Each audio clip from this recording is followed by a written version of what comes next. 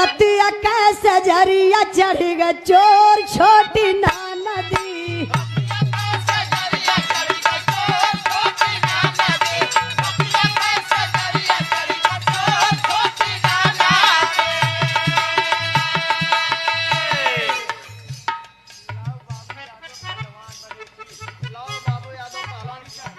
Love बाबू यादव पहलवान कारीगर।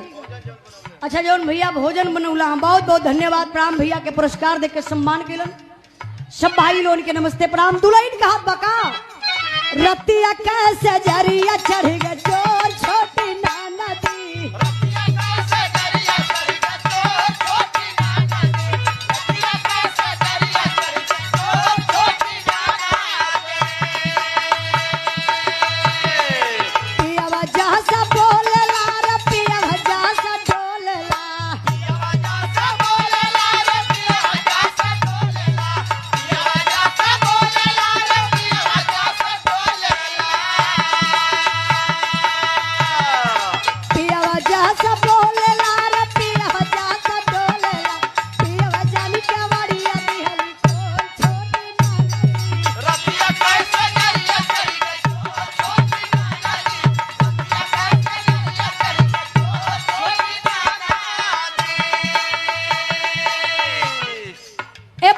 सम्मान के आप सुनील चौरसिया बिरहा के बड़े अच्छे कलाकार, बहुत बहुत धन्यवाद प्रणाम। इंद्राज भाई यार देखिए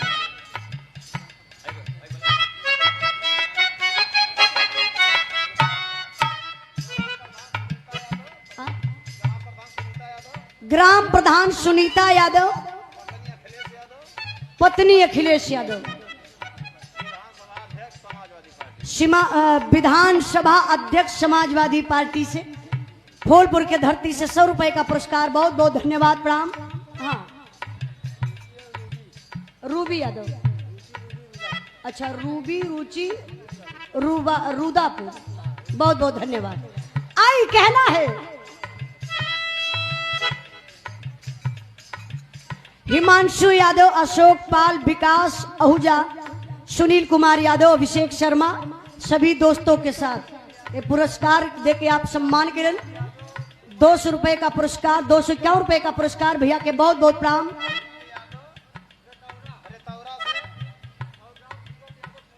अनिल यादव रेतौरा से और राम सूरत यादव ओमाडी के धरती से ये 500 रुपया में से 200 हमके, अरे भैया घबरा मत, 200 हमके लेवे के, बाकी पैसा वापस आपके लेवे के 300 वापस कर दा। ईमानदारी का सौदा रही भैया। कहाँ गए मनोज भैया? लगा तो भाभी का फोन आया कहना भाई पिया वजह से बोलला रे पिया वजह से बोलला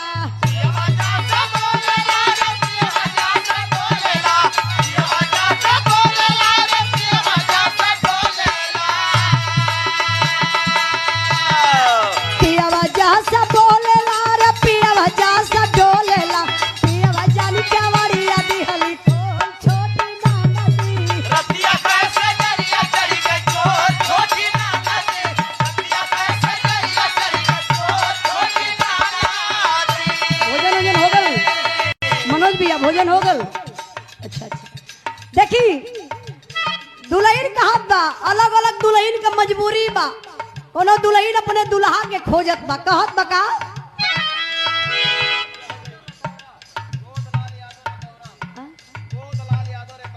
गोदलाल यादव रेतौरा के धरती से सम्मान के लिए भैया 100 रुपए का पुरस्कार देके बहुत बहुत धन्यवाद प्रणाम। देखिए मेहरारू सुहाग रात बिता ले 2-4 हफ्ता 2-4 साल चलल, अब मरद जबले बियाह न भइल तबले तो बहुत छौकल, बड़ा डी काली के मन है कि हमार बियाह हो जा, अच्छी मेहरारू मिल जाए। जब बियाह हो जाई साल भर बीत जाई तब कीरी मर जाले फूल।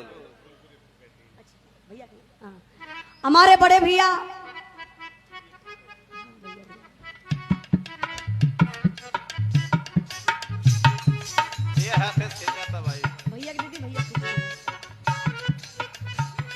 हमारे आजमगढ़ के धरती से चलकर आए हमारे बड़े भैया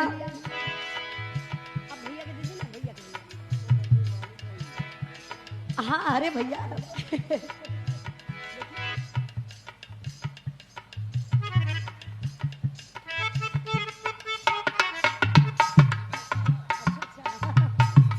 देखिए इफको कंपनी कैंटीन के आप मालिक हैं, हमारे बड़े भैया मनोज यादव जी हमारे आजमगढ़ के धरती से चलकर आप आए हैं। हमारे मनोज भैया का आप साला रला आपके तरफ से 500 रुपए का पुरस्कार और 2000 रुपए का पुरस्कार देकर के सम्मान किए। अच्छा हाँ 100 रुपया इधर भी बा 2101 रुपए का पुरस्कार देकर के सम्मान किए हमारे मनोज भैया आजमगढ़ के धरती से चलकर आप आए। एक बार जोरदार ताली बजा के आप लोग स्वागत सम्मान करिए। इफको कंपनी जो फूलपुर है बगल में आप लोगों के कंपनी बा, कंपनी में भैया का एक अलग छवि बा। लोग कहा ना केहू के पास पैसा हो या ना हो लेकिन भोजन जरूर मिले। बहुत बहुत दिल से धन्यवाद। हम चाहत बनी भैया के एक बार स्वागत सम्मान हम करी।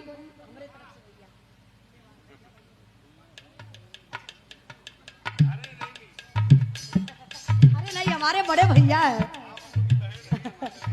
देखिए 5 फरवरी के भैया कार्यक्रम भी अभी लिखौलन है यही फूलेपुर में। बिरहा से बड़ा प्रेम बा, बड़ा लगाव बा। हमके ही ना मालूम रहा कि बिरहा कहाँ बा। राकेश भैया भैया का मेरे फोन आयल इनके पता चल गया कि फूलपुर में बहनी का बिरहा बा। सुबह फोन के कहते दीदी आज तो बिरहा हमारे फूलपुर में हो। हम कहली भैया हम तो ना पता कहाँ दीदी तू ना बतेबू का, लेकिन हमके पता बा प्रोग्राम आज हो शाम का मिलब जरूर। बहुत बहुत दिल से धन्यवाद भैया से, बड़ा प्यार दुलार मिलता। कहीं भी क्षेत्र में प्रोग्राम रहता तो भैया को बड़ी खुशी रहती है कि आज बिरहा सुनने के मिली। बहुत बहुत दिल से धन्यवाद मनोज भैया। कल आजमगढ़ में प्रोग्राम हो शहरिये में, हाँ आजमगढ़ बलवंत प्रमुख जी के घर के बगल में। अच्छा अंकुश रुद्रापुर के धरती से 50 रुपया। 50 रुपया का करवा। अच्छा आप लेबा 50 रुपया वापस कर। हाँ हाँ हाँ अरे ध्यान नहीं मेहरारू साल भर तो बीतल बड़ा बढ़िया से, लेकिन साल भर के बाद मर्द मेहरारू में टून फून होके लगल। टून फून भल तो मास्टर का भयल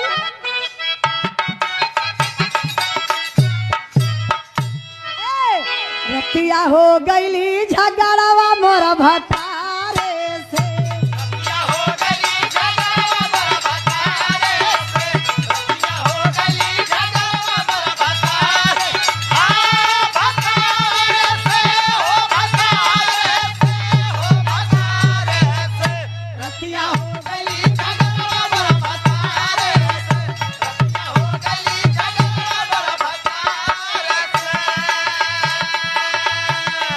नैहरा में रहली त बड़ा मजा करी।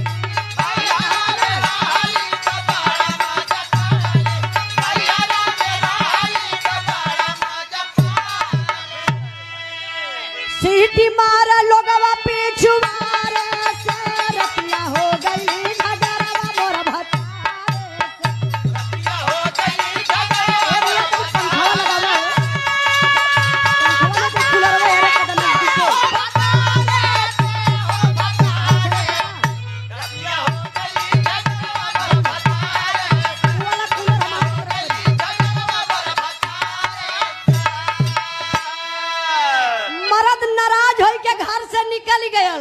मेहरारू खोजत पर देखा ओकर ममता कितना प्यारा बा मास्टर साहब। ऊंची ऊंची सड़किया गलिया नीचे हो बलमुआ मरा हेराई गई नाना दी।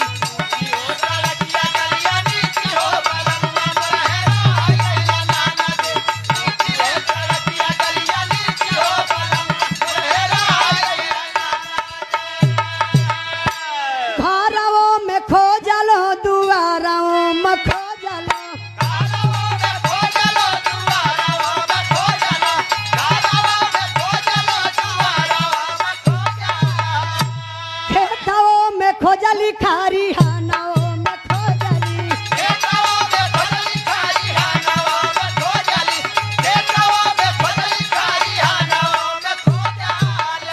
खोजी अहिली आंगना के बीच हो बलमुआ मोर